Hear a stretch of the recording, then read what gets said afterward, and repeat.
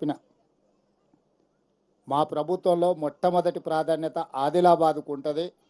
ఆదిలాబాదులో ఉండే ఆదివాసీల జీవితాలలో వెలుగు నింపితే ఈ రాష్ట్రం సంపూర్ణంగా అభివృద్ధి జరిగినట్టే అని ప్రభుత్వం భావించి ఈ ప్రాంతానికి అత్యధికంగా నిధులు ఇవ్వాలని ఆలోచన చేసిన. ఈరోజు రాష్ట్రంలో ప్రతి నియోజకవర్గానికి 3,500 ఇండ్ల ప్రకారము మొదటి విడతగా 4,50,000 ఇండ్లు ఇచ్చినాం. ఆ తర్వాత గూడాల నుంచి పటేన్లు చాలామంది నా దగ్గరకు వచ్చిండ్రు. ఆదిలాబాద్ ప్రాంతం నుంచి నియోజకవర్గానికి 3,500 ఇస్తే మా గూడాలలోకి వచ్చేటప్పటికి మాకు సరిపోయినన్ని ఇండ్లు రావు, మీరు ప్రత్యేకంగా దృష్టి పెట్టురని ఈ ఆదిలాబాద్ గూడాలకు సంబంధించిన పటేన్లందరూ నా దగ్గరకు వచ్చిండ్రు. నాగోబా జాతర ఆహ్వాన పత్రిక అందించే సందర్భంలో మాకు ఇల్లులు సరిపోవు అని చెప్పి ఆ రోజు నా దృష్టికి తెచ్చిండ్రు.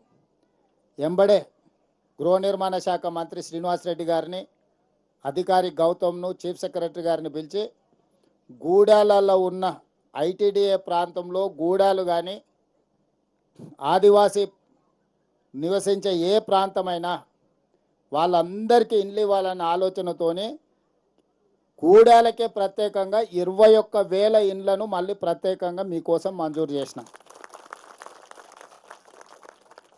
రాష్ట్ర స్థాయిలో ఇచ్చిన 4.5 లక్షలు కాకుండా గూడాలలో ఉండే పేదలకు, ముఖ్యంగా ఆదివాసీ కుటుంబాలకు, వాళ్ళు జీవితంలో కట్టెకప్పు పెంకుటిల్లు చూసుకోవడమే వాళ్ళకు చాలా ఎక్కువ అనే పరిస్థితి నుంచి పక్కా ఇండ్లలో ఇందిరమ్మ ఇండ్లు ఉండాలని 21,000 ఇండ్లను మంజూరు చేసి ఇల్లు లేని వాళ్ళు ఉండనే వద్దు అని ఆ రోజు నిర్ణయం తీసుకున్నాం. మళ్ళీ ఈరోజు ఇంకొక సంకల్పం తీసుకున్నాం. ఇవాళ మీ ప్రారంభోత్సవం సందర్భంగా రాష్ట్రం మొత్తానికి సంబంధించిన ఇందిరమ్మ ఇండ్ల ప్రారంభోత్సవ కార్యక్రమం ఇక్కడి నుంచే తీసుకున్నాం. సంవత్సరం తిరిగే లోపల 1,00,000 ఇండ్లు కట్టుకున్నారు. ఇవాళ మీ కులం, మీ గూడెంలో ఈరోజు ప్రారంభించుకున్న కార్యక్రమము రాష్ట్రంలో 1,00,000 మంది పేదోళ్ళు ఇంటి యజమానులు అయినరు. ఈరోజు ఇక్కడ ప్రారంభించి రాష్ట్రం మొత్తం 1,00,000 ఇండ్లు నూతన ఇండ్ల ప్రారంభోత్సవ కార్యక్రమం ఈరోజు మీ గూడెం నుంచి మనం ఈరోజు కార్యక్రమం చేసుకున్నాం. అదేవిధంగా ఈరోజు ఈ ప్రాంతం నుంచే మళ్ళీ అదనంగా 2.5 లక్షల నూతన ఇండ్లు ఇచ్చే కార్యక్రమాన్ని కూడా మీ దగ్గర నుంచే తీసుకుంటున్నాం. ఈ సందర్భంగా నా సూచన అధికారులకు, మంత్రి గారికి, ఏ గూడెంలో కూడా గుడిసె ఉండడానికి వీలు లేదు. ఏ పేదోళ్ళైనా, ఇంతకుముందు ఆ అక్క చెప్తుంది, ఇక్కడ ఒక అక్క చెప్పింది మాకు ఒకరికి 2 ఇండ్లు రాలేదని. ఏ పేదవాళ్ళకు కూడా 100% నేను రాష్ట్ర ముఖ్యమంత్రిగా హైదరాబాద్లో ఉన్న చీఫ్ సెక్రటరీ గారికి, ఇక్కడ ఉన్న అధికారులకు ఆదేశాలు ఇస్తున్నా. అన్ని గూడాల పేదోళ్లకు ఇందిరమ్మ ఇల్లు మంజూరు చేయాలి. మొట్టమొదటి ప్రాధాన్యతనే వీళ్లకు. ఆదివాసీలకు, తండాలలో ఉన్న లంబాడీలకు, గుడిసెలలో ఉన్న వాళ్ళందరికీ రాష్ట్రంలో ఒక్క గుడిసె కూడా నాకు కనిపించదు.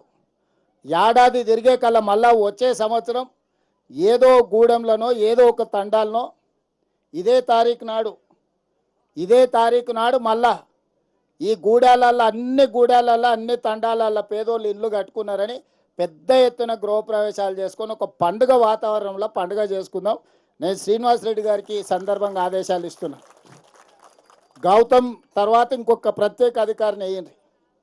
ఐటీడీఏలతోని తండాలల్లో పేదోళ్ళకి ఇండ్లు లేని స్పెషల్ డ్రైవ్ పెట్టి ప్రతి ఒక్కరికి, ట్రైబల్స్కి ఎవ్వరు కూడా మాకు ఇల్లు లేదని మళ్ళీ మనకి వినిపించొద్దు. 365 రోజుల్లో అందరికి ఇండ్లు మంజూరు అయిపోవాలి. కట్టుకోవడానికి అవసరమైన పూర్తి సహకారం ఇవ్వాలి. ఇప్పుడు వస్తా గౌతమ్ కొన్ని ఇండ్లు చూపించాను. 2005-6లో అప్పుడు ఇందిరమ్మ ఇళ్ళల్లో వచ్చినాయని. గోడలు అన్నీ మంచిగా ఉన్నాయి కానీ కప్పు మాత్రం కవేలా ఉన్నది. అట్లున్న వాటికి కూడా ఆర్సీసీ స్లాబ్ వేసుకోవడానికి మీరు అదనంగా నిధులు ఇచ్చి ఆ పాత మంజూరైన ఇండ్లకు కూడా మంచిగా కప్పు మంచిగా వేసుకోవడానికి కూడా వాళ్ళకు కూడా ఇవ్వాలి. ఈ ప్రభుత్వం మీ పేదోళ్ళ కోసమే ఉన్నది, మీకోసమే ఉన్నది. మీ కష్టం ఏదున్నా ఆదుకునే బాధ్యత ఈరోజు ఈ ప్రభుత్వాన్ని.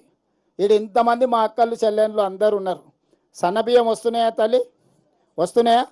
మంచిగున్నాయా? సన్నబియ్యం మంచిగా తింటురా? సంటి పిల్లలకి సన్న బియ్యమే వండి పెడుతురు కదా, కరెంటు ఉచితంగా వస్తుంది కదా ఇంటికి. ఇప్పుడైతే ఇందిరమ్మ ఇండ్లు కూడా వచ్చినాయి కదా. బస్సులలో ఎవరైనా పైసలు అడుగుతుర్రా మిమ్మల్ని? అమ్మగారింటికి పోతురు కదా, అమ్మగారింటికి పోతురు కదా బస్సులో, అమ్మవారిని దర్శించుకోవడానికి జాతరకిన పోయేస్తురు కదా, ఎక్కడొక్క రూపాయి అడుగుతలేరు కదా. రాష్ట్రంలో ఏడిపోయినా మీ పిల్లలు చదువుకునే కాడికి వచ్చిన ఏడిపోయినా ఎవ్వరు అడుగుతలేరు కదా. అందుకే ఇవాళ మీకు 100% సన్నబియ్యం, మీ ఇంటికి ఉచిత కరెంటు, మీకు ఇందిరమ్మ ఇల్లు, మీకు బస్సులో ఉచిత ప్రయాణం, మీ పిల్లల చదువులకు మంచి చదువులు చదువుకోవడానికి. అదేవిధంగా మహిళా సంఘాల వాళ్ళు ఉన్నారా? సంఘాల వాళ్ళు ఉన్నారా? స్వయం సహాయక సంఘాలు ఉన్నారా అక్క? చేయెత్తురు ఎవరెవరు ఉన్నారో. ఇప్పటి వరకు మీకు 5 లక్షలు ఉంది. మొన్ననే మీ సంఘాలకి ఇప్పుడు 10 లక్షల లోన్ తీసుకునేటట్టు పెంచినాం. 5 లక్షల నుంచి 10 లక్షలకు పెంచినాం. 1000 బస్సులు కొనిచ్చినాం మీకే, సొంతంగా కొనుక్కొని. బస్సులలో ఆడబిడ్డలు ఉచిత ప్రయాణం కాదు, మీరే బస్సులకు యజమానులు కావాలని ఈరోజు 1000 బస్సులు మీకే కొనిచ్చినాం. మీరే ఆర్టీసీకి పెట్టి 70,000 నెల కిరాయి కింద మీ బస్సులు పెట్టి మీరు సంపాదించుకునేటట్టు చేసినాం. మీ ఆడబిడ్డలకే పెట్రోల్ బంకులు ఇచ్చినాం. హైదరాబాద్లో హైటెక్ సిటీ పక్కన ఇట్లా పెద్ద పెద్ద సార్లు పైసలు ఉన్న వాళ్ళ కంపెనీలు ఉండే అట్లాంటి ఏరియాలో మీకు 3.5 ఎకరాలు 1000 కోట్ల ఆస్తి ఇచ్చి మీ మంచిగా ఇందిరా మహిళా శక్తి ఇక్కడుండే బాగుబాయి కూడా అక్కడ హైటెక్ సిటీ పక్కన ఇప్ప పువ్వు లడ్డు అమ్ముకోవడానికి 150 షాపులలో బాగుబాయి కూడా ఈరోజు మనం అక్కడ షాప్ పెట్టి ఇప్ప పువ్వు లడ్డు అమ్ముకోవడానికి ఇచ్చినాం. ఈరోజు ఈ ప్రభుత్వం మహిళలను ప్రత్యేకంగా గుర్తించి ఈరోజు మీ బాగోగుల కోసమే పనిచేస్తుంది. మిమ్మల్ని అందరినీ చూసిన తర్వాత గృహప్రవేశాలు చేసి మీ అందరి మహిళలతో కలిసినాక నాకు కూడా చాలా సంతోషం. దసరా పండుగ చేసుకున్నట్టున్నది నాకైతే. ఎందుకంటే నేను ఎక్కడున్న దసరా పండుగకు మా ఊరికి పోతా.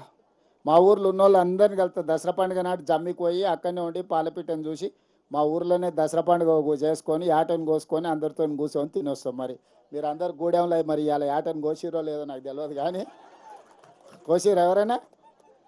మళ్ళీ మేము పోయినాక మంచిగా రాత్రికి యాటను కోసుకొని మంచి దావత్ చేసుకోరు, సరేనా? అందరు మంచిగా సంతోషంగా.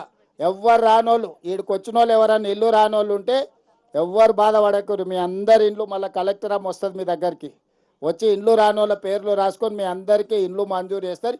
అందరు ఇండ్లు కట్టుకోరు, సగం సగంలో వదిలేయకండి. వదిలేస్తే